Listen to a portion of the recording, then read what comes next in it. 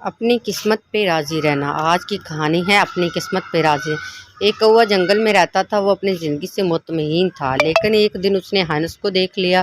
وہ سوچا، ہنس اتنا سفید، میں اتنا کالا، یہ ہنس دنیا کا سب سے زیادہ خوش پرندہ ہوگا۔ کوے نے اپنے خیالات ہنس کو بتائے تو ہنس نے کہا کہ اصل میں مجھے لگتا تھا کہ میں سب سے زیادہ خوش ہوں، لیکن جب میں نے طوطا نہیں دیکھا تھا۔ طوطے کے پاس دو رنگ ہیں، اب میں سوچتا ہوں کہ طوطا سب سے زیادہ خوش ہوگا۔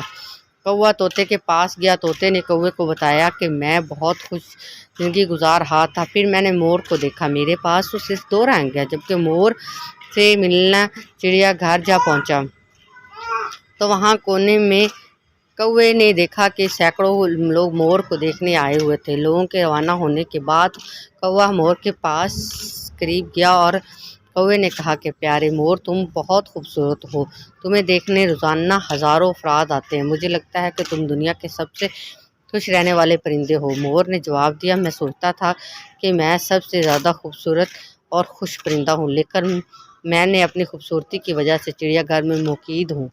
میں نے چڑیا گھر پر کافی غور کیا، مجھے اندازہ ہوا کہ کوا واحد پرندہ ہے جو چڑیا گھر کے کسی پنجرے میں قید نہیں ہے۔ پچھلے کچھ دنوں سے مجھے لگتا ہے کہ اگر میں انسانوں کا یہ مسئلہ بھی ہے کہ ہم ایک دوسرے سے موازنہ کر کے اپنی خوشیاں برباد کر لیتے ہیں، ہمارے پاس جو بھی ہے ہم اس کی قدر نہیں کرتے، یہ بھی ہمیں بہت افسردگی کے چکر میں پھنسا لیتی ہے۔ جو لوگ آپ کے پاس ہیں اس کی قدر کریں، موازنے کو خیر بعد کیا، یہ مایوسی کی جڑ ہے۔ خود بھی خوشیاں بانٹیں اور دوسروں کو بھی اپنی خوشیاں بانٹیں۔